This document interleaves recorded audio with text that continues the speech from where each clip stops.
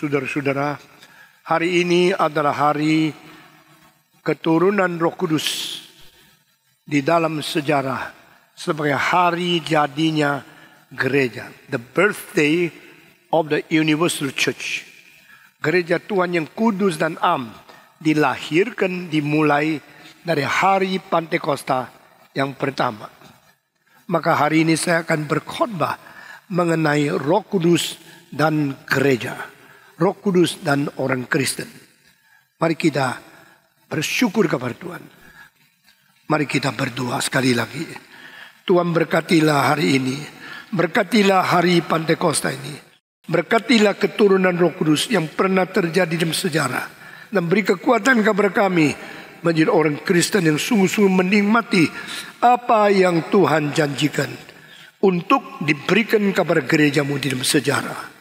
Dengar doa kami yang kami panjatkan dalam nama Yesus Kristus, penebus dan juru selamat kami yang hidup. Amin. Saudara-saudari, Injil yang kita percaya adalah Injil yang betul-betul pernah terjadi di dalam sejarah. Ini berbeda dengan semua agama-agama lain yang mempunyai kepercayaan iman kepada hal yang khayalan, hal yang imajinatif, atau hal yang diharapkan, diinginkan dalam kekekalan, tapi belum pernah berwujud, belum pernah sungguh-sungguh terjadi dalam sejarah. Allah kita adalah Allah supranatural, tapi juga adalah Allah yang membuat dunia natural. Allah kita adalah Allah yang melampaui segala sesuatu di tempat yang bersemayam di surga. Tapi Allah kita adalah Allah yang mempengaruhi di dalam tempat dan waktu di mana manusia berada. Kita semua terbentuk, diciptakan di dalam ruang dan di dalam waktu sebagai dua wadah di mana kita bergerak dan kita berhidup. Dan Tuhan yang melampaui kedua wadah ini, God transcends time, God transcends space. God is supernatural. He lives in eternity and He lives in heaven. Namun demikian, Tuhan yang memperduli manusia adalah Tuhan yang campur tangan di dalam menggarap sejarah yang diciptakan dan berada interupsi di dalam dunia manusia yang berada di dalam ruang dan tempat. Itu sebab pada waktu Tuhan menjanjikan Dia turun ke dalam dunia, Dia datang ke tempat manusia, Dia inkarnasi menjadi yang berdaging dan berdarah. Allah menjadi manusia. Injil Yesus Kristus adalah sesuatu yang kekal, tetapi dijanjikan untuk berkait dengan hidup manusia di dunia. Injil Yesus Kristus adalah Injil yang berasal dari kekekalan, tapi pernah masuk ke dalam sejarah. Itu sebab jika kita tidak percaya kristologi di dalam sejarah, kita bukan orang Kristen yang sejati. Jika kita tidak mengaku Yesus pernah hadir dalam sejarah, kita belum mengenal Tuhan Yesus dengan sesungguhnya. Allah kekal, Allah inkarnasi, Allah sang pencipta, Allah yang pernah mengunjungi dunia yang dicipta, Allah yang roh adanya, pernah menjadi Allah yang berdaging dan darah. Ini keadaan intervensi, keadaan hadir, keadaan penetrate, keadaan berada di dalam sejarah adalah keunikan iman Kristen. Agama lain mempercaya hal-hal yang imajinatif, percaya hal yang supranatural, tapi mereka seperti lepas daripada dunia keadaan yang sesungguhnya di dunia ini. Mereka hidup di dalam sesuatu khayalan, dunia yang tidak pernah terwujud. Yesus Kristus tidak demikian. Di dalam sejarah Dia turun, masuk ke dalam ruang dan tempat, lahir, dan dibesarkan sebagai manusia. Allah menjadi manusia. Inilah wujudnya cinta dari kekekalan kepada kita. Ini satu buktinya Allah memperduli hidup manusia yang begitu rumit dan begitu banyak kesulitan. Dia sendiri menjadi manusia, Dia sendiri lahir, Dia sendiri menderita, Dia sendiri menerima siksaan, diumpat, difitnah, diejek, diperlakukan secara tidak adil. Yesus dijual oleh orang berdosa. Yesus disiksa. Yesus difitnah. Yesus akhirnya diadili secara tidak adil. Dan akhirnya naik ke atas kayu salib. Semua ini sejarah. Itu sebab di dalam pengakuan iman rasuli kita melihat dua istilah nama. Pertama perempuan, kedua laki. Perpanua seorang anak darah, kedua seorang pejabat yang tinggi. Dia dilahirkan oleh anak darah Maria. Dia diadili di dalam Pontius Pilatus. Kedua nama ini, satu mewakili orang suci, satu mewakili orang najis. Satu mewakili orang perempuan, satu mewakili orang laki. Satu mewakili orang pilihan Tuhan, satu mewakili orang yang memusuhi gereja. Yesus dilahirkan di dalam zaman Maria yang adalah perawan yang tidak menikah. Yesus dibunuh di dalam zaman seorang namanya Pilatus yang tidak percaya kepada Tuhan. Saudara-saudara, saya sangat iri dan saya tidak mengerti mengapa nama Pilatus harus disebut-sebut oleh bibir mulut semua orang Kristen setiap minggu. Siapa dia? Hak apa namanya dia disebut-sebut oleh orang Kristen setiap minggu? Dia hanyalah seorang yang sangat kurang ajar, sangat berani mengadili Kristus. Sebagai orang berdosa mengadili Yesus yang akan mengadili semua orang berdosa di dunia. Seorang yang berdosa mengadili Tuhan yang suci. Keberanian ini hanya ada pada seorang namanya Pilatus. Setelah dia mengadili, dia membuktikan aku tidak menemukan ada dosa apapun yang pernah diperbuat oleh dia.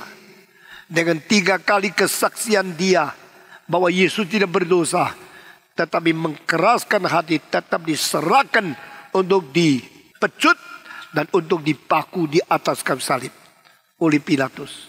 Sejarah membuktikan pada waktu Pilatus harus minta pensiun sebelum dia tua. Dan akhirnya dia kembali ke kota daripada dia punya kampung di satu gunung namanya Gunung Pilatus. Yang sekarang masih ada di Switzerland. Dan waktu dia tua dia menjadi orang gila. Karena satu hal yang tidak pernah dilupakan. Darah Yesus dialirkan di dalam pemerintahan dia. Dan Yesus tidak bersalah. Waktu dia tua dia terus berteriak, darah Yesus. Lalu dia dari rumah keluar berteriak-teriak. Dia mencuci tangannya dengan salju di Alpen. Gunung yang dingin yang banyak salju. Dan sudah cuci dia mengatakan, nah sekarang sudah bersih. Sudah dia rasa darahnya sudah tidak ada bersih. Darah Yesus tidak di tangannya, dia pulang. Kembali ke rumahnya 5 menit lagi dia teriak lagi. Darah, darah.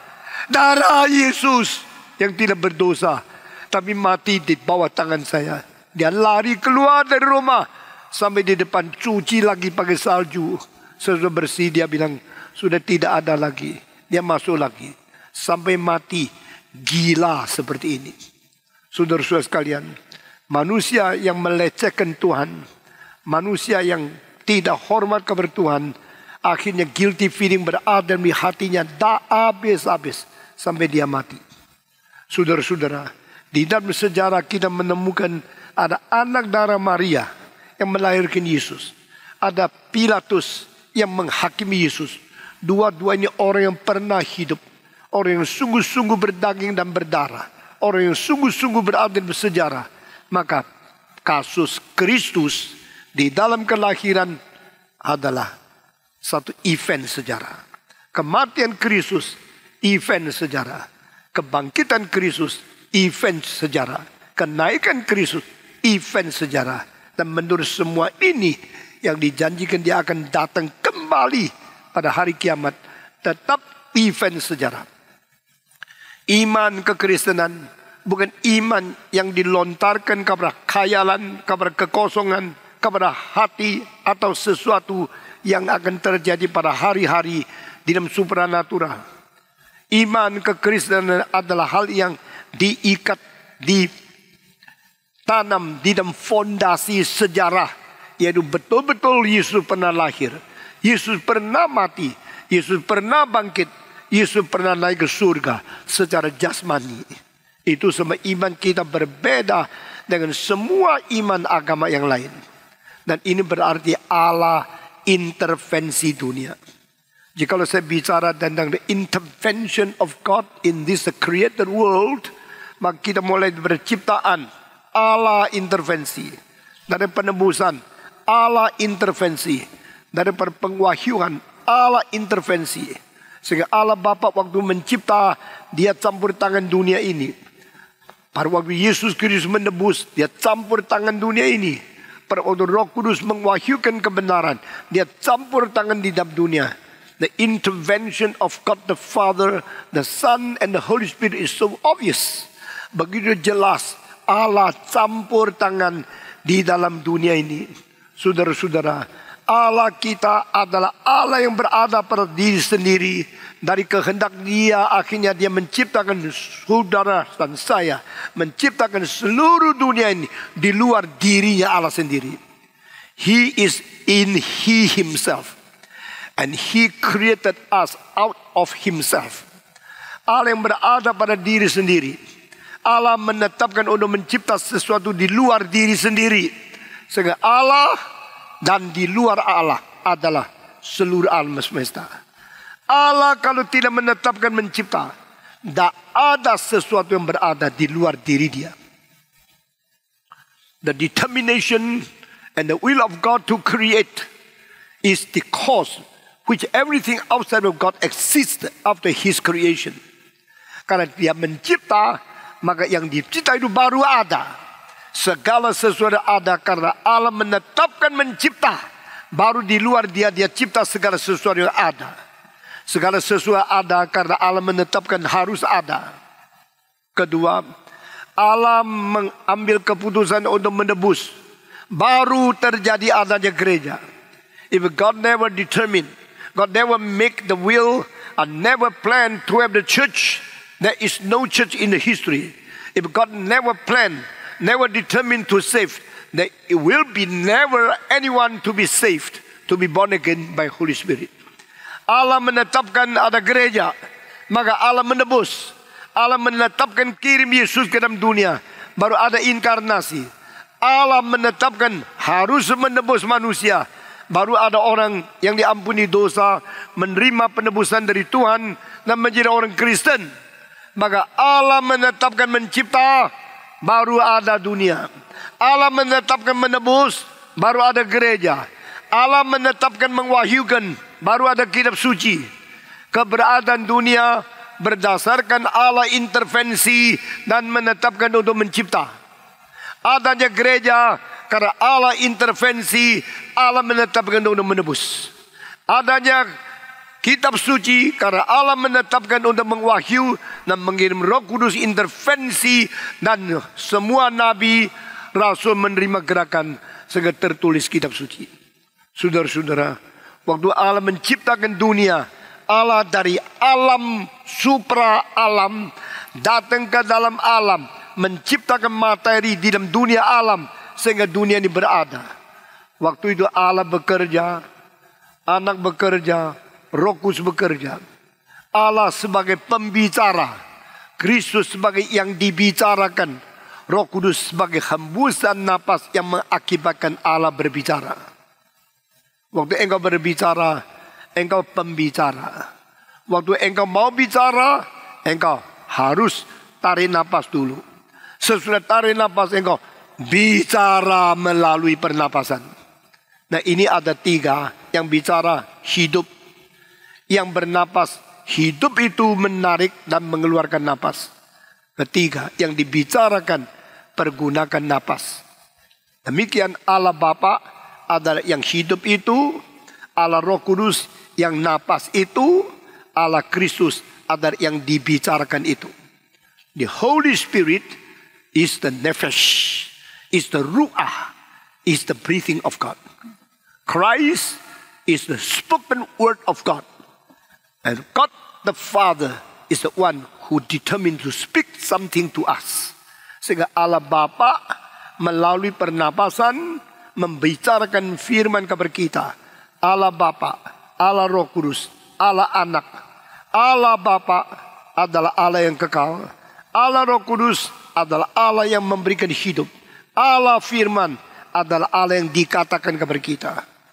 Dari permulaan adalah firman. Firman beserta dengan Allah. Dan firman itu adalah Allah. Dan pada permulaan firman itu beserta dengan Allah. Roh Allah berlayang-layang di permukaan air. Lalu segala sesuatu diciptakan oleh Tuhan. Allah berkata, adalah terang. Maka terang adanya. Semua kalimat yang begitu singkat, begitu padat dan begitu penting ini menyatakan bahwa dari ayat pertama Allah Tritunggal sudah muncul. Waktu Allah berkata, yang dikatakan itu firman, itulah Kristus.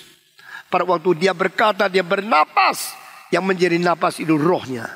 Allah melalui roh membicarakan firman Kristus kepada kita.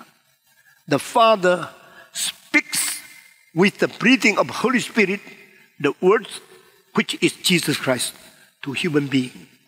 Allah Bapa berkata, Allah Anak melalui napasan Allah Roh Kudus, sehingga firman diberitakan kepada kita.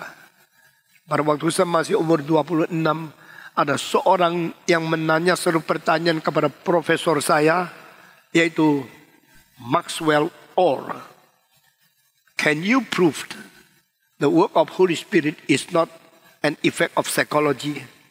Bagaimanakah engkau membuktikan pekerjaan Roh Kudus bukan gejala ilmu jiwa? Semua yang dibaca digerakkan Roh Kudus itu hanya satu gejala fenomena daripada psychological. Adalah satu psikologi, tetapi dipakai istilah gerakan Roh Kudus. Waktu pertanyaan itu ditanya, saya duduk di situ, saya mau tahu profesor saya bagaimana menjawab. Profesor saya dari Irlandia, dia mengatakan, let's read the Bible before any human beings living in this world. Mari kita baca kitab suci. Kita baca saat di mana belum ada orang, tidak ada psikologi. Apakah memang Tuhan itu ada? Lalu dia mengajak kita membaca surat Kejadian pasal pertama. Pada permulaan Allah menciptakan langit dan bumi. Bumi ini kosong dan kacau. Ayat kedua, roh Allah berlayang-layang di permukaan air. Lalu Tuhan menciptakan dunia ini. Dia menanya, waktu itu ada manusia? Tidak ada. Sudahkah Adam dicipta? Belum. Mungkin adalah gejala psikologi? Tidak ada. Dia mengatakan Alkitab menulis sebelum ada manusia, sebelum ada psikologi, Roh Kudus sudah berada dan sudah bekerja di tengah-tengah dunia ini. Wah, saya sangat kagum. Ini orang bijaksana luar biasa. Even before human beings, even before any psychological effect, even below any life exists in this world, outside of God's creation, the Holy Spirit is there. Roh Kudus yang mengakibatkan hidup berada. Roh Kudus yang mengakibatkan manusia berjiwa. Roh Kudus yang mengakibatkan segala tercipta. Roh Kudus bukan hasil daripada ciptaan. Roh Kudus lebih bukan satu fenomena daripada orang hidup yang dicipta oleh Tuhan. Karena sebelum manusia dicipta, Roh Kudus sudah bekerja. Saudara-saudara, inilah kitab suci. Sehingga jika kita melihat bagaimana pekerjaan Roh Kudus dalam intervensi kepada dunia yang diciptakan, mari kita mengetahui tanpa Roh Kudus tidak ada ciptaan. Di dalam Mazmur dan di dalam buku Ayub dikatakan kepada kita dengan jelas, segala sesuatu diciptakan oleh Roh-Mu dan hidup berada karena hembusan daripada Roh-Mu. Roh Tuhan mengakibatkan hidup berada. Roh Tuhan mengakibatkan segala hidup itu diciptakan oleh Tuhan Allah. Karena roh yang menghidupkan. Roh kehidupan. Roh yang menghidupkan. Roh hembusan dari Tuhan Allah. Ini ayat-ayat selalu muncul di dalam kitab suci. Membuktikan kepada kita. Roh itu adalah pernapasan dari Tuhan. Saudara-saudara, di dalam bahasa Ibrani yang disebut roh itu adalah ru'ah. Istilah ru'ah sampai pada bahasa Arab menjadi roh. Indonesia menjadi roh. Roh. Roh. Aslinya ru'ah daripada Ibrani. Itu istilah yang sama. Lalu kalimat yang lain, nefesh. Dan bahasa Ibrani sampai di bahasa Arab menjadi nafash. Sampai di Indonesia menjadi napas. Nah saudara, nefesh, nafash, napas itu sama. Yang bernapas, bernyawa. Yang bernapas, berhidup. Jadi hidup tergantung napas. Nah napas itu adalah sesuatu yang mengindikasikan roh ada di diri manusia. We have nefesh. Kita mempunyai napas. Dan napas itu menyambung hidup. Saya mau tanya, adakah orang yang sudah mati masih bisa napas? Jawab, tidak bisa. Adakah orang hidup yang tidak bernapas? Tidak ada. Yang hidup bernapas. Yang napas masih hidup. Lalu saya tanya lagi, waktu orang mati, dia napas terakhir, tarik atau keluar? Ada orang terus mati? Tidak ada. Semua yang mati baru mati. Sehingga napas kalau keluar dari dia, berhentilah dia hidup. Itu sebab ada kaitan pikiran. Seorang masih hidup, napas masih di dalam. Seorang mati, napas keluar dari dia. Oh ini semua jelas. Lalu dikaitkan lagi dengan seorang kalau masih hidup, jiwanya di dalam. Seorang kalau sudah mati, jiwanya keluar. Jadi pada waktu Elias membangkitkan anak yang sudah mati itu, setelah anak itu dibangkitkan oleh Elias, Alkitab mengatakan jiwa anak itu kembali kepada tubuhnya. Dan di dalam perjanjian baru, kitab Yakobus mengatakan tubuh tidak ada, jiwa mati adanya. Sama seperti iman tidak ada kelakuan, itu mati adanya. Jika engkau masih hidup, napas ada di dalam dirimu. Waktu napas keluar dari dirimu, engkau sudah mati. Jiwa kalau meninggalkan tubuh, tubuh ini namanya mayat. Waktu dia masih hidup, namanya tubuh. Waktu dia mati, namanya mayat. Mayat berarti tidak lagi hidup, tidak lagi bernapas. Jiwanya sudah keluar daripada dia. Tapi apa itu jiwa? Apa itu roh? Istilah ruah di dalam bahasa Ibrani dan nefesh di dalam bahasa Ibrani ini merupakan sesuatu yang menjamin dan yang mengakibatkan kita hidup, unsur di dalam yang bukan materi. Unsur materi adalah tubuh. Waktu tubuh ini semua beres, tidak berarti semua yang berada menjadikan dia hidup. Justru orang pada waktu mati, saat itu tubuhnya masih hangat. Sampai setengah jam lagi mulai dingin. Pada waktu dia masih hidup, seperti segala fungsi masih berada. Tapi berhenti lagi berfungsi secara normal. Waktu engkau mati, matanya masih ada. Hidungnya masih ada. Jantung masih ada. Urat masih ada. Nadi masih ada. Semua lengkap. Bedanya adalah tidak ada oksigen yang meneruskan kemungkinan berfungsi normal. Tidak ada lagi gerak-gerik khususnya daripada getaran elektronik di dalam otak. Dan getaran yang berada di dalam jantung. Sehingga engkau tidak lagi tebar. Engkau mati. Waktu itu maka napas terakhir keluar. Lalu engkau mati. Dan tidak lagi tarik masuk, engkau tak mungkin hidup lagi.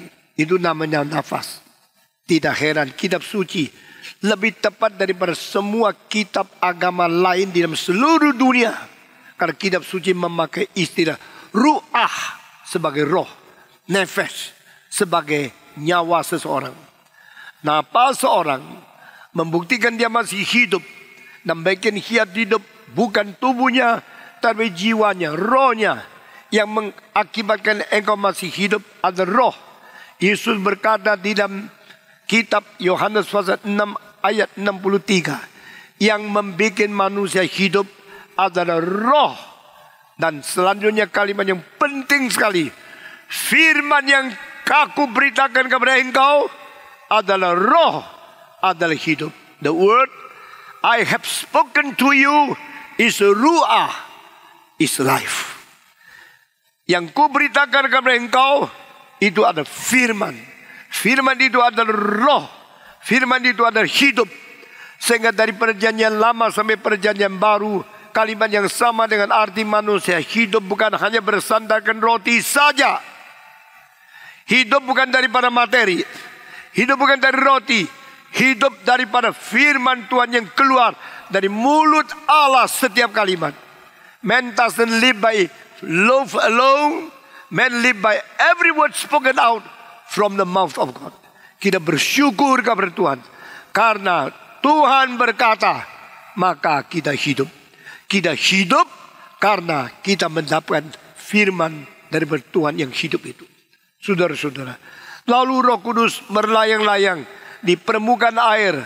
Maka semua hidup mulai muncul di dalam air-air itu. Lalu menjadi amfibi. Nari itu naik ke atas. Lalu pelan-pelan banyak jenis hidup berada di dunia. Orang-orang evolusi, mereka mengatakan dari pertama hidup yang namanya monosel berada di dalam air. Lalu berkembang membiak terus menerus menjadi banyak macam hidup. Akhirnya muncul ikan-ikan kecil, ugat-ugat dan semua binatang yang berada di dalam air. Sesudah berkembang lagi menjadi amfibi yang mulai bisa hidup di dalam air, lalu bisa berangkang juga di atas darat. Seperti katak dan sebagainya. Lalu pelan-pelan menjadi lagi kayak kepiting, lalu menjadi lagi berkembang terus menjadi binatang-binatang yang melata atau seperti buaya yang kecil mulai di atas darat dan di dalam laut. Lalu pelan-pelan menjadi binatang-binatang dan akhirnya menjadi burung dan terakhir menjadi manusia. Ini ada dua hal. Pertama, segala macam hidup yang diselidiki. Kedua, asumsi dari satu macam hidup menjadi hidup yang lain. Saya kira dua-dua dikerjakan oleh Charles Darwin. Darwin seumur hidup mengerjakan dua pekerjaan yang besar sekali. Pertama, dia mengkategorikan semua binatang dan tumbuh-tumbuhan. Semua yang hidup dipelajari. Plantologi, biologi, semua dipelajari oleh dia. Jadi ini mengenai hidup, mengenai tumbuh-tumbuhan, mengenai binatang-binatang, mengenai segala sesuatu yang hidup di dalam biologi. Ini distudi oleh Darwin. Pada zaman Darwin kira-kira 116 tahun yang lalu, waktu dia tulis akan The Origin of Species tahun 1859. Waktu itu diperkirakan tumbuh-tumbuhan ada 2 juta macam. Binatang yang hidup ada 700 macam. Dari saat itu sampai sekarang makin diselidiki, makin banyak yang dulu tidak pernah ketahui, menambah jumlah daripada yang hidup. Sebenarnya hidup itu berapa macam sih? Apakah benar binatang-binatang hanya 700 macam? Apakah benar tumbuh-tumbuhan hanya 2 juta macam? Pasti lebih. Karena setiap tahun ada penemuan baru, penemuan baru, penemuan baru. Di Afrika, di Irian Jaya, di Kalimantan, di Padalaman. Selalu setiap tahun ada laporan. Ditemukan binatang-binatang yang belum pernah diketahui. Ditemukan banyak plantation, tumbuh-tumbuhan yang belum pernah diberikan nama. Lalu orang yang menemukan diberikan hadiah-hadiah. Ada yang sampai hadiah Nobel. Saudara-saudara sekalian. Tetapi juga kita tidak lupa banyak hal yang mulai musnah. Mulai mati. Tidak ada lagi. Sehingga seluruh PBB memberikan peringatan kepada manusia. Banyak macam binatang yang mulai punah. Tidak ada lagi. Sehingga kita harus menjaga baik-baik. Mencintai mereka. Jangan sembarang membunuh. Khususnya mereka yang sudah mulai menjelang selesainya punahnya di dalam dunia. Saudara-saudara sekalian. Tetapi sebelum Darwin 100 tahun. Saudara seorang Prancis namanya Lamarck. Memikirkan satu hal. Kemungkinan evolusi itu berdasarkan apa? Salah satu sebab adalah segala sesuatu yang dipelajari setelah manusia hidup di dunia ini mungkin tidak diturunkan ke dalam keturunan yang akan datang. Kalau itu mungkin, evolusi baru mungkin. Kalau itu tidak mungkin, evolusi tidak mungkin. Lamak menemukan kemungkinan kebiasaan yang bisa menjadi bibit diturunkan kepada generasi selanjutnya. Ini memberanikan Darwin untuk mengatakan ada evolusi. Misalnya saya tidak bisa terbang, tapi saya suka terbang. Lalu saya hidup terus, akhirnya mulai keluar barang-barang seperti sayap. Setelah saya mempunyai sesuatu, waktu saya lahirkan anak itu mewarisi atau tidak. Kalau mewarisi sesuatu perkembangan selama saya masih hidup baru ada. Berarti generasi selanjutnya lebih maju dari generasi sebelumnya. Lalu generasi selanjutnya belajar terbang lagi. Makin banyak bulunya. Lalu banyak bulu turun ke dalam generasi ketiga atau tidak. Kalau turun ke dalam generasi ketiga berarti bisa turun semua yang dipelajari pada waktu engkau masih hidup. Kepada anak-anak yang belum pernah hidup dan akan dilahirkan generasi sesudahnya. Nah, di situ keberanian membuat sesuatu teori evolusi makin banyak. Sehingga pada tahun 1859 buku pertama yang paling penting yang ditulis oleh Darwin muncul di dunia, dicetak di London, berjudul The Origin of Species. Dan The Origin of Species saya waktu membaca sampai detik dari halaman terakhir, bagian paragraf terakhir muncul satu kalimat. Darwin mengatakan, the first life must come from the breathing of God Himself. Hidup pertama berasal daripada Tuhan yang bernapas. Tuhan menapaskan sesuatu, baru ada hidup pertama. Dari ayat itu, dari kalimat itu saya mengetahui istilah the origin of species tidak jujur. Karena permulaan hidup yang mau dia katakan dari alam. Tetapi akhirnya Darwin mengaku permulaan hidup pertama dari hembusan Tuhan Allah. Dia bukan ateis. Pantasan Darwin sendiri pada waktu tua umur 60 lebih. Dia mengatakan, even though I believe in naturalism, I never fallen down into becoming an atheist. Meskipun saya seorang alamiah, tapi saya tidak pernah jatuh menjadi seorang ateis. Dia tidak percaya ada Tuhan Allah. Dia percaya Tuhan memimpin. Itu sebab akhirnya di dalam bidang biologi muncul semacam pikiran namanya theistic evolution.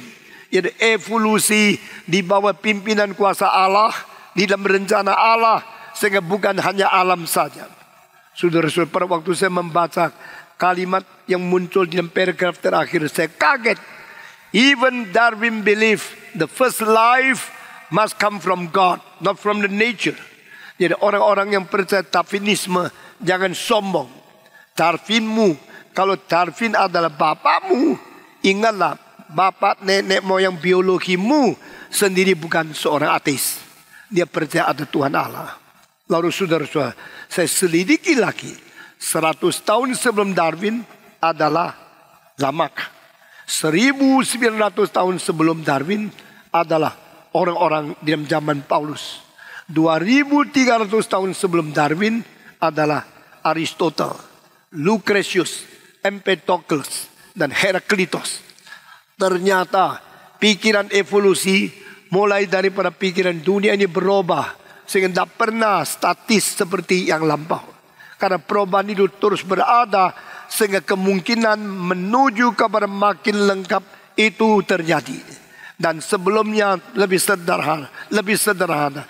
Paling sederhana ada dunia purbakala. Tetapi itu mengandung kemungkinan berubah. Itu sebab di dalam filsafat Greka dibagi dua arus. Arus pertama nama philosophy of being. Arus kedua ada philosophy becoming. Dan philosophy of becoming dimulai abad ke-6 daripada sebelum Yesus Kristus. Yaitu tahun 500 lebih dulu dari seorang namanya Heraklitos. Heraklitos percaya segala sesuatu berubah. Sehingga yang kekal tidak ada. Yang tetap tidak ada. Yang tidak berubah secara statis itu tidak mungkin. Karena segala sesuatu di dalam perubahan. Menurut logika dia, kalau segala sesuatu di dalam perubahan, maka satu-satunya yang tidak berubah yaitu segala sesuatu terus berubah. Ini tak pernah berubah. Jadi sesuatu yang tidak berubah menunjukkan kepada kita yaitu perubahan terjadi setiap saat. Nah, ini namanya filosofi of becoming. Filosofi of becoming setelah Heraklitos tiba kepada Demokritos, lalu tiba kepada atomist, dan tiba kepada banyak-banyak orang, termasuk Empedocles. Saudara-saudara. Lalu di zaman Lucretius, di zaman akan orang-orang sesudah Aristotle, mereka coba memikirkan dari tidak ada hidup menjadi hidup. Perubahan dari tidak ada menjadi ada. Dari tidak hidup menjadi hidup. Dari hidup menjadi binatang. Dari binatang menjadi manusia. Berubah terus, menerus, tidak pernah berhenti perubahan. Ini satu hal yang tidak pernah berubah, yaitu segala sesuatu sedang dan terus konsisten dan tidak berhenti-henti berubah. Nah, ini konsep ini diterapkan kepada Lamarck, kepada Darwinisme, akhir menjadi yang kita sebut evolusi. Evolusi berarti pertama ada satu hidup yang paling sederhana, yang adalah nempel di dalam satu sel, dan sel itu adalah satu sel sendiri, namanya monosel. Lalu multiple menjadi banyak, menjadi binatang yang multiple cells, menjadi binatang yang sangat complicated. Lalu dari sel-sel muncul mata, muncul hidung, muncul mulut, muncul tangan, muncul kaki, menjadi hidup yang sangat kompleks. Tetapi ada universitasnya, university atau universality daripada dirinya. Ada kesatuan, mata, kuping semua dikontrol oleh otak. Lalu menjadi satu hidup yang bisa melihat, bisa berenang, bisa dengar, bisa gerak. Lalu dari gerak di dalam air naik ke bumi, itu menjadi amfibi. Lalu menjadi binatang-binatang, menjadi mammoth. Akhirnya menjadi binatang-binatang yang perlu menyusui akan bayinya. Lalu pelan-pelan menjadi binatang melata.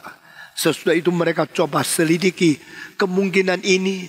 Dan Darwin pernah menaik satu kapal namanya Beagle, keliling dunia 2 tahun 7 bulan, dan pernah datang ke Indonesia.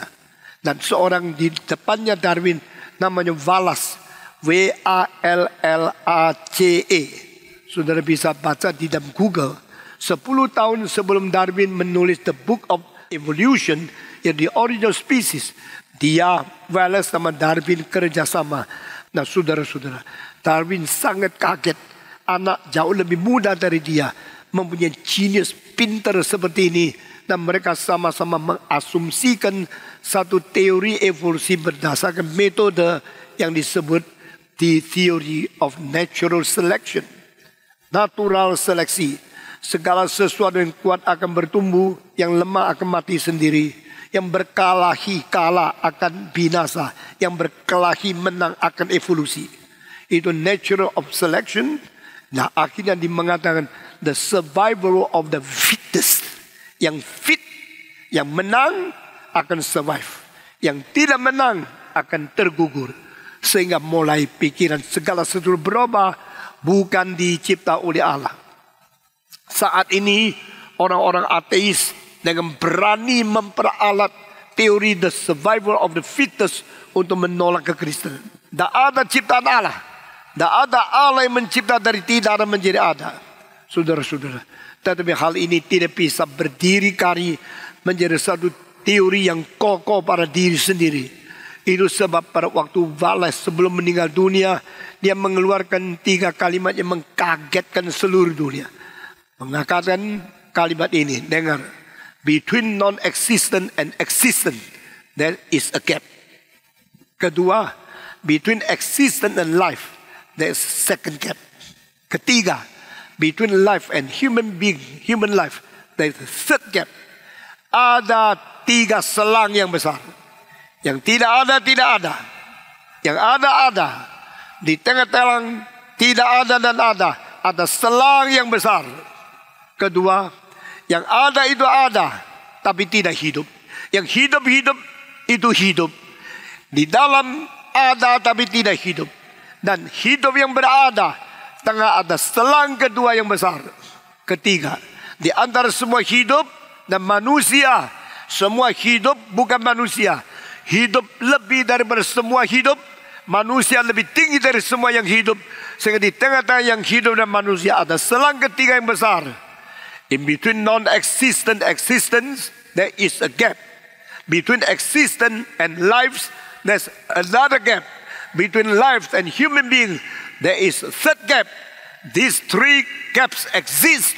No one can make bridge to join them together. Kalimat ini keluar, banyak orang mulai sadar. Evolusi itu teori atau evolusi itu fakta. Saudara, kita bersyukur kepada Tuhan. Wallace mengaku tidak ada, tidak mungkin menjadi ada. Ada tidak mungkin menjadi hidup pada sendiri.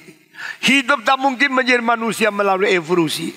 Saudara-saudara, kalimat ini langsung akhirnya dibuktikan oleh seorang dokter yang terkenal, yaitu yang menemukan bakteri, yaitu adalah namanya apa? Namanya adalah orang Perancis. Siapa? Louis Pasteur.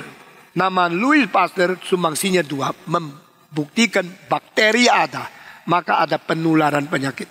Kedua, tak mungkin tak ada menjadi ada.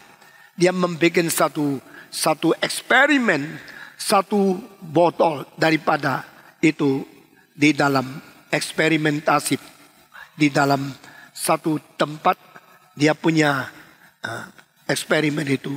Satu tempat yang kosong, air yang sudah dimatangkan sampai 100 lebih derajat, sama sekali bakteri mati. Lalu tunggu 4 hari. Dilihat lagi, tidak ada yang hidup. Tunggu 10 hari, tidak ada yang hidup. Sehingga yang tidak hidup, tidak mungkin menjadi hidup. Sehingga Louis Pasteur setelah mengumumkan teori ini, baru orang menerima kalimat dari Wallace. Between non-existence and existence, there is a gap. Between existence and life, there is another gap. Between life and human living, there is a second gap. No one can make bridge to join this together. Itu sebab evolusi menjadi tidak mungkin. Tetapi saudara-saudara, siapa yang mulai percaya dari monosel menjadi manusia? Bukan Darwin, bukan Lamarck, bukan Lucretius. Bahkan 400 tahun sebelum Kristus, sebelum Aristoteles mati tahun 380 lebih, sudah dikatakan hidup itu dari yang paling sederhana menjadi paling complicated melalui proses evolusi. Sehingga jangan kira Darwin yang menemukan evolusi. Ini hanya membuktikan engkau belajarnya terlalu sedikit, terlalu dangkal, tidak tahu apa-apa, dan menganggap dirimu pintar. Saya dulu seorang ateis, saya dulu seorang evolusionis, saya dulu seorang naturalis. Pada waktu saya umur 16 meninggalkan Tuhan, meninggalkan gereja. Umur 17 saya minta Tuhan beri jawaban kepada saya. Atau saya menjadi ateis melawan engkau, atau aku menjadi pekabar Injil keliling dunia. Akhirnya Tuhan memberikan semua jawaban kepada saya. Dan saya dengan air mata menyerahkan diri menjadi hamba Tuhan. Saudara-saudara, kita punya seminar speak akan menuju terus kepada biology and evolution and creation. Kitab suci dengan Darwinisme semua. Sehingga setiap tahun kita harap mempunyai bobot yang besar sekali untuk merubah kaum intelektual di zaman ini dengan iman yang sejati kembali kepada Tuhan. Dan gereja dikuatkan, reform Injil diteruskan, dan apologetika dilangsungkan oleh orang-orang pintar. Saudara-saudara sekalian, setelah evolusi tidak bisa dibuktikan keabsahannya, banyak orang masih kaku pegang. Sebagian beriman mulai berjuang untuk apologetika dari kekristenan yang sejati. Saudara-saudara, hari ini saya berkata kepada saudara, pada waktu Roh Kudus berlayang-layang di dalam air, maka hidup tercipta. Tuhan memberikan hidup. Pada waktu Adam sudah diciptakan secara jasmani, Tuhan memberikan hembusan ke dalam. Barulah dia menjadi makhluk yang mempunyai roh. Sehingga hanya materi tidak mungkin mempunyai hidup. Materi dicampur tangan dengan Roh Kudus, baru ada hidup. Itu sebab hari ini hari turunnya Roh Kudus. Roh Kudus bekerja pada waktu hari ciptaan. menjadi pekerja sama dengan Roh Kudus dengan Allah, dan menjadi pertolongan Tuhan Allah untuk menghembusi napas, akan berada di dalam permukaan air dan memberikan hidup untuk hidup berada. Saudara-saudara, orang-orang evolusi tidak mengetahui bahwa Darwin sendiri mengaku hidup pertama daripada hembusan Tuhan Allah sendiri. Dan istilah hembusan, nefesh, istilah ruah, roh, itu sebenarnya adalah roh Tuhan Allah sendiri. Berarti roh Tuhan mengakibatkan hidup berada. Roh hidup disebut roh yang memberi hidup. Di dalam Roma pasal 8 ayat 1. Roh pemberi hidup. Roh pemberi hidup kalau membangkitkan engkau, maka engkau tidak lagi hidup dan mati di dalam kuasa dosa dan kuasa maut. Ini kitab suci. Saudara, our God is a God of spirit. God who is a living spirit. God who is a spirit who gives the living to human being. Roh yang memberikan hidup. Dari perjanjian lama, waktu Allah menciptakan segala sesuatu, pakai roh memberikan hidup. Di dalam perjanjian baru, Roh Kudus memberikan hidup, memperanakan kita kembali, dan menjadikan kita makhluk yang mempunyai hidup dari Tuhan Allah. Roh yang di dalam perjanjian lama memberikan hidup ciptaan. Roh di dalam perjanjian baru memberikan hidup Tuhan Allah sendiri kepada kita. You must be born again. Kalau engkau tidak diperanakan pula, engkau tidak hidup di dalam Tuhan. Engkau adalah orang yang binasa. Engkau jika tidak diperanakan pula, engkau tidak akan melihat dan tidak mungkin masuk dalam kerajaan Allah. Jika engkau diperanakan pula oleh Allah, engkau baru hidup menyatakan kehidupan yang suci, adil, kasih, murah, seperti Allahmu di surga. The living God give us the living spirit to give the new life in us and create the new living in our daily life to represent our God. Roh Kudus, roh hidup. Roh Kudus, roh Allah. Roh Allah adalah roh yang mempunyai kehidupan yang kekal, dan dia akan menghembuskan napas dari Tuhan Allah, dan dia akan memberikan hidup yang sejati kepada kita, dan memberikan kita hidup yang kekal. Saudara-saudara, di dalam buku Korintus pasal ke-15 muncul satu kalimat, roh Allah ada roh yang memberi hidup. Karena pada waktu permulaan Allah mencipta, roh menghidupkan manusia. Pada waktu Adam yang kedua, Yesus menjadi Adam yang memberikan hidup. Saudara-saudara, di dalam Korintus 15 mengatakan, the first man began the name with the spirit. The second man began the man who gives the life of the spirit. Saudara-saudara, Adam yang pertama dicipta. Adam kedua, Yesus Kristus. Adam pertama dicipta menjadi makhluk yang berroh. Adam yang kedua bukan dicipta, dia menjadi roh yang memberikan hidup kepada semua manusia. Adam pertama menerima roh yang dicipta. Adam kedua memberikan roh sang pencipta. Adam pertama dijadikan manusia yang hidup. Adam kedua menjadikan semua yang hidup mempunyai roh Tuhan, mempunyai hidup yang kekal. Kita bersyukur kepada Tuhan. Waktu Yesus Kristus bangkit, 50 hari kemudian Roh Kudus turun. Setelah dia bangkit 40 hari, dia naik ke surga. 10 hari lagi Roh turun. Waktu Roh Kudus turun, Roh itu di dalam hari Pantekosta turun ke dalam Yerusalem. Turun kepada 3.120 orang. Mengapa 3.120? Karena sebelum Roh turun, ada 120 orang yang berdoa di loteng Yerusalem, menanti janji Tuhan turun. Mereka berdoa di atas Roma itu 10 hari. Sampai kapan? Sampai hari Pantekosta. Kenapa hari Pantekosta 10 hari? Karena Yesus 10 hari yang lalu sudah naik ke surga dan berkata, tunggulah, berdoalah sampai Roh Kudus turun kepada engkau. Maka mereka pergi ke Yerusalem. Mereka berdoa 10 hari, siang malam minta kepada Tuhan. Oh, Roh Kudus turunlah. Turunlah. Hari ke-10 Roh Kudus turun pada hari Pentakosta. Pada waktu itu 3.000 orang lain mendapat berkat lagi. Selain 120 ditambah lagi 3.000, semuanya berapa? 3.120 orang. Saudara, ini hari Pentakosta. Sebelum Roh Kudus turun, 120 orang berdoa terus menerus 10 hari. Setelah 10 hari Roh Kudus turun, 3.000 orang menerima Yesus Kristus. Sehingga 3.120 orang hari yang sama menerima Roh Kudus. Itu hari Pentakosta. Sekarang hari Pentakosta, saya berkata kepada saudara, roh itu bukan roh yang diciptakan Allah waktu Adam dihembus. Roh itu adalah roh yang menciptakan Adam, roh Allah sendiri. Tritunggal, pribadi yang ketiga.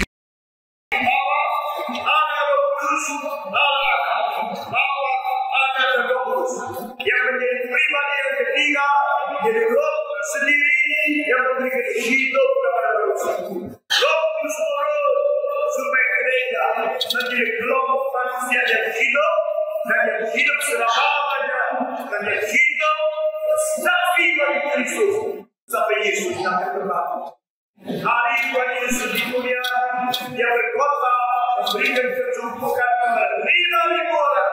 Tidak mungkin itu. Karena kita sudah membuktikan Tuhan tetap bisa bekerja tanpa itu. Saudara-saudara, sekali lagi, waktu Allah mencipta, Dia menciptakan roh menjadi sebagian hidup manusia. Waktu Allah menebus, Dia memakai roh yang bukan dicipta menjadi roh yang hidup di gereja. Itu sebab kita bersyukur kepada Tuhan. Roh yang mencipta sendiri datang ke dalam gereja. Roh yang mencipta turun ke dalam hati orang yang percaya kepada Tuhan dan hidup sama dengan kita sampai selama-lamanya. Pada hari Pentakosta, Roh Kudus turun pertama kali setelah kolektif. Sudah perhatikan semua roh yang diberikan kepada manusia tidak perjanjian lama akan diberikan secara pribadi. Satu orang menerima roh lalu menulis kitab suci. Satu orang menerima roh lalu bersaksi bagi Tuhan. Dan lebih perjanjian baru bukan demikian. Perjanjian lama roh diberikan secara pribadi. Perjanjian baru roh diberikan secara kolektif. Sehingga 3.120 orang menerima roh yang sama. Apa artinya hari Pentakosta? 3 lapisan yang paling penting. Pertama, hari Pentakosta adalah hari di mana gereja dilahirkan. Semua 1, 2, 3. Hari Pentakosta.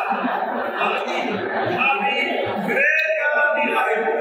First day of the church is the day of Pentecost, because the promise, Spirit of God is given according to what has been promised. The old covenant fulfilled in the day. Yang dijanjikan Dia berjanji lama. Hari itu tergenap, Roh Kudus turun, roh yang dijanjikan dapat kenal. Haleluya. Pribadi ketiga, tiba sendiri. Interupsi bukan waktu kita. Interupsi untuk berdiri. Ini pertama. The day of Pentecost is the day of the birth of the church. Ini the first significance. Kedua, the day of Pentecost is the day of collective baptism of the body of Jesus Christ. Kedua, hari Pentakosta adalah hari baptisan kolektif seluruh tubuh gereja, tubuh Kristus yang disebut gereja yang kudus dan mengapa kudus? Karena segala sifat sudah disucikan oleh darah Yesus. Mengapa? Karena meliputi orang putih, orang kuning, orang merah, orang hitam, dari Mongoloid, dari Kaukasioid, juga dari Negro. Sebuah bangsa, suku, sebuah bahasa, sebuah sembah, sebuah zaman, sebuah negara, manusia yang menerima Tuhan, semua menerima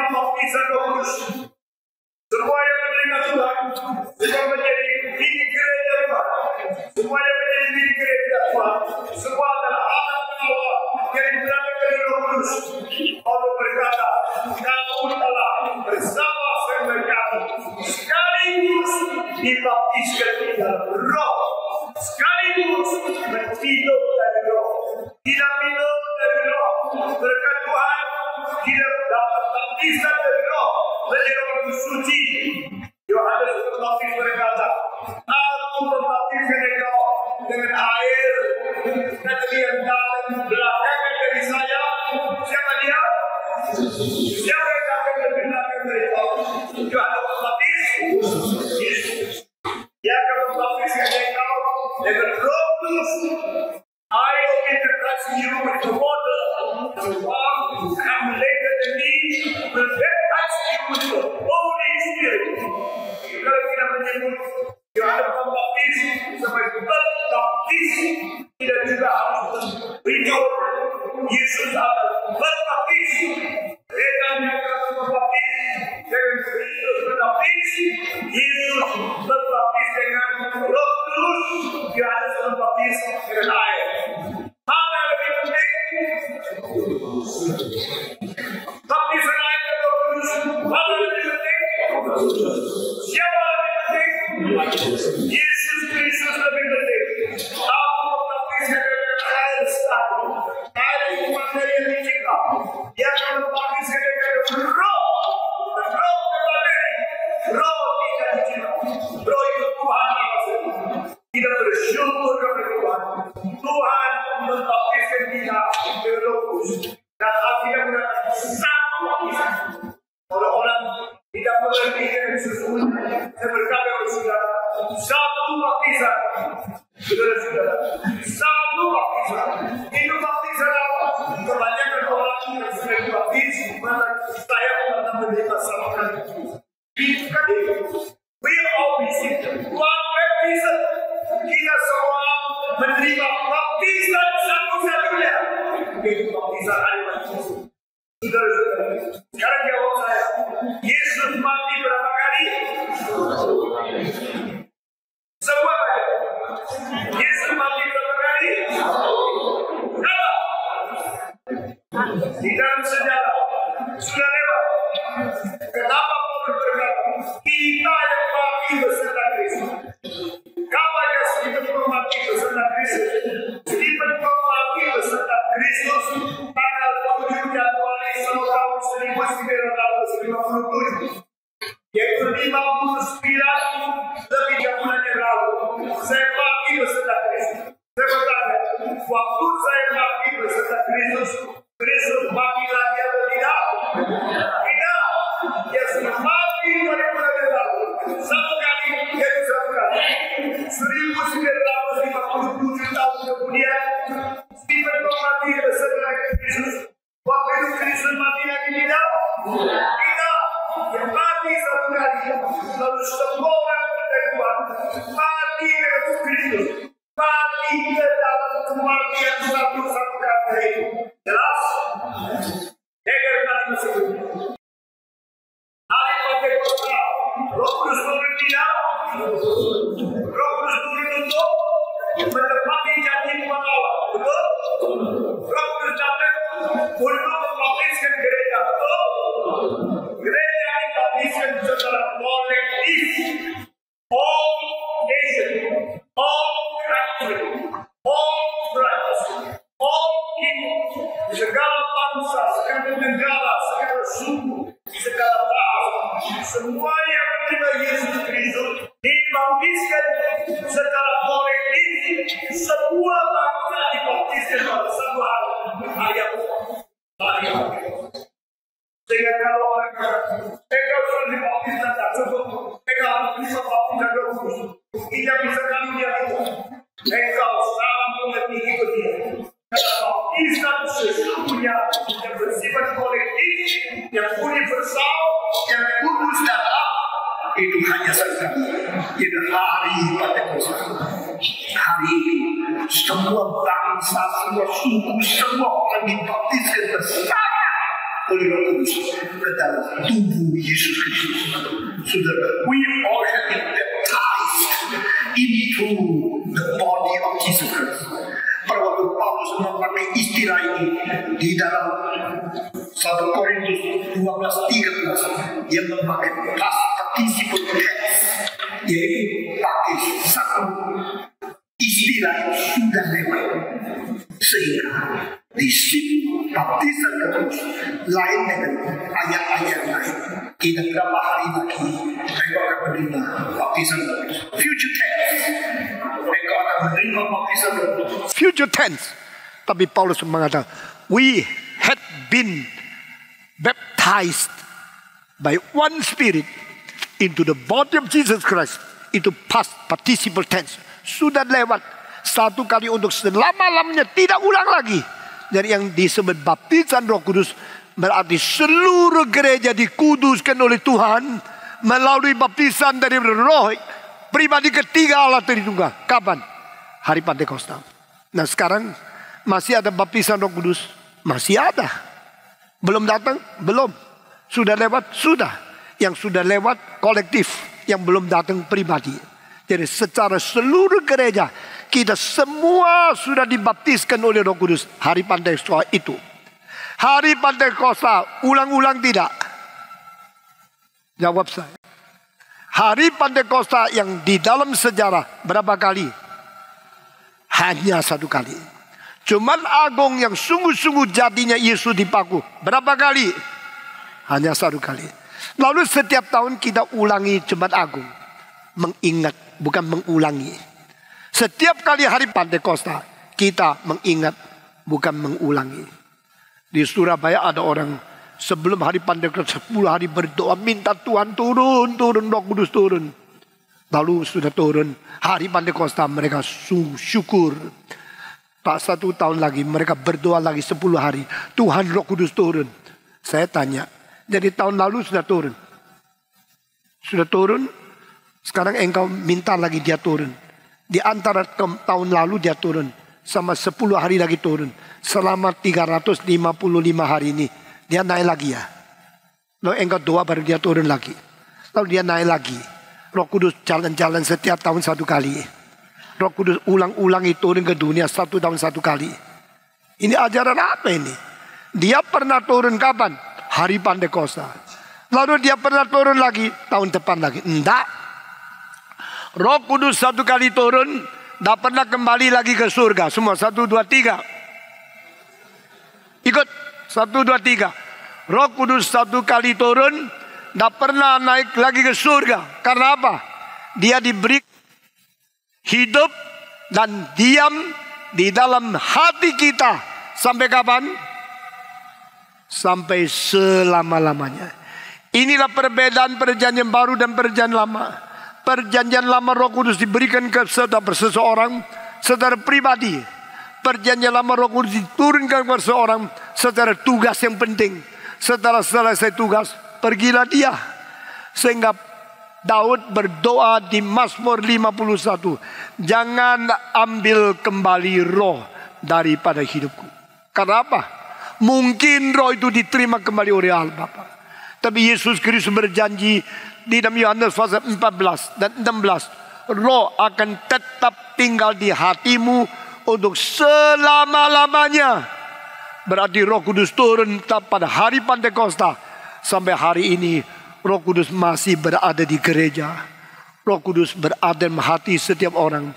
Roh Kudus tidak kembali ke surga. Sekarang saya tanya, Roh Kudus ada di hati saya, dia ada di surga tidak? Tidak berani jawab ya. Roh Kudus sudah diberikan di dalam hati saya untuk selama-lamanya. Dia ada di surga tidak? Ada. Karena dia roh. Roh tidak terikat oleh tempat. Seperti Yesus waktu turun ke dunia. Dia adalah yang satu-satunya turun dari surga tetap ada di surga. Karena roh. Secara sifat jasmania, Yesus Kristus mempunyai tubuh. Sehingga dia ada di dunia. Secara rohania yang melampaui tubuh, dia ada di mana-mana. Roh Kudus berada di hati kita sekarang sampai selama-lamanya. Roh Kudus sekarang ada di surga tidak? Tetap ada, karena dia ada roh. Tidak sama dengan Yesus yang inkarnasi menjadi daging. Roh Kudus berada di mana-mana, sehingga kita bersyukur kepada Tuhan. Intervensi Roh Kudus waktu menciptakan, dia berlayang-layang di laut. Waktu Allah memberikan tugas, dia memenuhi nabi-nabi untuk menulis kitab suci. Tapi waktu janji sudah diberikan, dia akan berada dengan kita untuk selama-lamanya di dalam hati kita, tidak lagi pergi. Ini adalah janji Tuhan. Itu sebab pada waktu hari Pantekosta, maka Petrus berkata, engkau harus bertobat, tinggalkan dosamu, minta baptisan untuk bersihkan hatimu, dan engkau akan menerima roh yang dijanjikan. You will receive the promised Holy Spirit, not only for you, also for your children, for those who are far away from you, which you are going to preach gospel to them. Injil memberitakan, Roh Kudus dijanjikan, dan Roh akan berada di hati kita, bukan saja kepada kita, kepada anak-anak kita, dan kepada orang-orang di tempat yang jauh yang akan menerima pendengaran Injil melalui kita beritakan kepada Tuhan. Kiranya Tuhan memberkati kita hari ini, di dalam hari Pentakosta ini. Kita sadar bahwa roh sudah diberikan menurut apa yang dijanjikan, dan roh ini adalah Parakletos yang mengelilingi di sampingmu. Roh adalah turun dari atas yang dia berada di kepalamu. Roh ini memimpin engkau sehingga di depanmu. Roh ini menopang engkau. Dia ada roh yang memberi kekuatan kepada kita. Hari Pantekosta, mari kita selalu taat kepada Roh Kudus, dipenuhi oleh Dia, dan dengan meterai yang ada di hati kita, dia bersaksi bagi nama Tuhan, menjadi gereja yang sungguh-sungguh. Ketiga, engkau bilang yang pertama, kedua saya lupa lagi. Dengar, pertama Roh Kudus turun untuk membuktikan gereja lahir. Semua, Roh Kudus turun untuk membuktikan gereja dilahirkan di dunia, the birthday of the church. Kedua, Roh Kudus turun membuktikan kita semua dikuduskan, karena ini baptisan kolektif. Roh Kudus turun, kita dikuduskan semua. Roh Kudus turun, kita dikuduskan karena kita menerima baptisan Roh Kudus secara kolektif. Ini kedua. Ketiga, Roh Kudus turun menjadi hari pertama penginjilan ke dunia dikuatkan. Nah, Roh Kudus sudah turun kepada kamu, kamu akan mendapatkan kuasa untuk menjadi saksiku di mana? Di Yerusalem, di tanah Yudea, lalu di Samaria, sampai ke ujung bumi. Saudara-saudara, gereja yang mementingkan kuasa Roh Kudus, gereja yang memberitakan Injil, ada gereja yang tidak mungkin mati. Entah engkau organisasi berapa besar, administrasi berapa kuat, ekonomi berapa kaya, kalau engkau tidak mengabari Injil, gereja itu gereja membunuh diri, gereja yang mati. Saudara-saudara, kadang-kadang kita mesti mendukung semua kebajikan remaja, pemuda, anak-anak tak dapat uang apa-apa karena mereka masih miskin. Tapi kita menanam modal, menanam iman, menanam doktrin kepada pemuda-pemudi, karena kita memang dipanggil Tuhan untuk menjadi gereja yang mengisi, menjadi gereja yang menanam, menjadi gereja yang membangun iman kepercayaan satu zaman.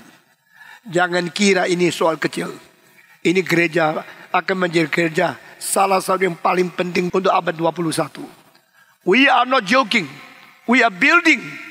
We are serious working the will of God in our age, in this country, in this century, in this continent, and this whole world. Tuhan memberkati kita. Roh Kudus berada di tengah-tengah kita, dan kita menikmati penyertaan, menikmati penyurapan, menikmati pengajaran Roh Kudus, dan kita menjadi kuasa Injil, menjadi saksi yang kuat di dalam dunia mengabarkan Injil. Karena tiga hal ini, Roh Kudus turun melahirkan gereja, Roh Kudus turun membaptiskan orang suci, Roh Kudus turun menguatkan penginjilan. Semua 1, 2, 3. Roh Kudus turun melahirkan gereja, Roh Kudus turun mengkuduskan anak-anak Tuhan, Roh Kudus turun memberi kekuasaan untuk mengabarkan Injil. Ini hari Pentakosta, the day of Pentecost, Start the church and the church life. Start the holy people in the holy life. Start the evangelical people and evangelical life. Kita mulai memberitakan Injil. Saudara-saudara, doakan Kapin, masih sisa tidak banyak kota. Dan saya mengunjungi kota-kota kunci yang penting untuk meneruskan pengaruh reform dan Injil untuk Indonesia. Tapi bukan proses Kapin, KKR regional. Karena saya tidak kerjakan dua hal itu. Kita akan bikin seminar yang penting. Kita akan membuat KKR yang penting. Dan speak yang diadakan seperti kemarin masih diadakan kira-kira 5 tahun. Selama saya masih sanggup berdiri berkhotbah. Saudara-saudara, karena setelah 5 tahun kemudian, maka tugas saya di dunia ini sudah mulai selesai. Dan anak muda mulai bangun untuk meneruskan pekerjaan kita. Mulai 2 tahun yang lalu kita bikin yang disebut Stephen Tong dan rekan-rekan. Dulu speak hanya 1 orang, Stephen Tong. Sekarang speak ada rekan-rekan. Sudah tahun pertama, tahun kedua, tahun ketiga kemarin sudah diterima oleh generasi baru. Mereka mengetahui selain saya masih ada pendeta-pendeta yang lain. Stephen Tong akan turun, rekan-rekan akan naik. 5 tahun kemudian transisi dari para generasi sudah selesai. Mungkin saya harus pensiun secara paksa. Kalau masih bisa saya berdiri lagi. Ini orang tua yang tak tahu mati, yang terus menerus menekatkan diri bekerja. Tapi rekan-rekan harus bangun. Saya tunggu rekan-rekan, pertama gugur, kedua gugur. Ini generasi ketiga rekan-rekan saya. Dulu saya mengharapkan orang-orang dari giliran pertama meneruskan. Mereka semua meninggalkan kita. Giliran kedua juga tidak kuat. Sekarang saya menunggu untuk meneruskan. Dan mulai kira-kira 2 tahun ini saya lihat mereka bisa diandalkan. Dan mereka mempunyai kekuatan lebih daripada rekan-rekan dulu yang sudah pergi. Tuhan tidak meninggalkan kami. Dan saya mengharapkan di dalam 5 tahun kemudian orang yang mengikut speak kita semua berdiri memimpin kebaktian yang penting di seluruh Indonesia. Amin.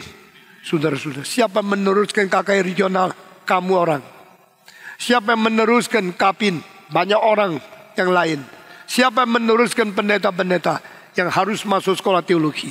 Berdoa. Kemarin kira-kira 200 lebih orang yang menyerahkan diri menjadi hamba Tuhan. Selain di sini hampir 200. Masih ada 30 yang di bawah. Kemarin ini tidak cukup. Luar penuh, atas penuh, bawah penuh, Calvin penuh, lobby Calvin penuh. 6.000 orang. Dan puluhan bus yang menghantar ribuan orang. Dan banyak orang bawa mobil. Semua tempat parkir penuh. Luar dari gereja ini penuh. Belakang bus penuh. 5.000 orang. Bikin saya menyesal. Menyesal apa? Menyesal bangun gereja ini kurang besar. Nah saudara-saudara, jangan ketawa. Kalau Tuhan membangkitkan kamu, bikin yang lebih besar dari saya senang. Karena saya adalah orang yang menginginkan pekerjaan Tuhan maju terus. Perkembangan gerakan gereja ini tidak boleh berhenti. Stephen Tong boleh tua, boleh mati, boleh berhenti. Tapi pekerjaan Tuhan tidak boleh berhenti. Amin. Sama seperti batu nisan dari John Wesley yang menulis 2 kalimat. God buried his servant. Kalimat kedua. And God continues his own work. Allah mengkuburkan hambanya. Dan Allah meneruskan pekerjaannya. Amin. Mari kita semua berdiri.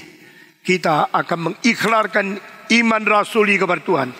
Aku percaya kepada Allah, Bapa yang Maha Kuasa, Kristus, anak yang tunggal Tuhan kita, yang dikandung dari Roh Kudus, lahir dari anak darah Maria, yang menderita sengsara di bawah pemerintahan Pontius Pilatus, disalibkan, mati dan dikuburkan, turun ke kerajaan maut. Pada hari yang ketiga, bangkit pula dari antara orang mati, naik ke surga, duduk sebelah kanan Allah, Bapa yang Maha Kuasa. Dan dari sana ia akan datang untuk menghakimi orang yang hidup dan yang mati. Aku percaya kepada Roh Kudus, gereja yang kudus dan am, persekutuan orang kudus, pengampunan dosa, kebangkitan tubuh, dan hidup yang kekal. Amin.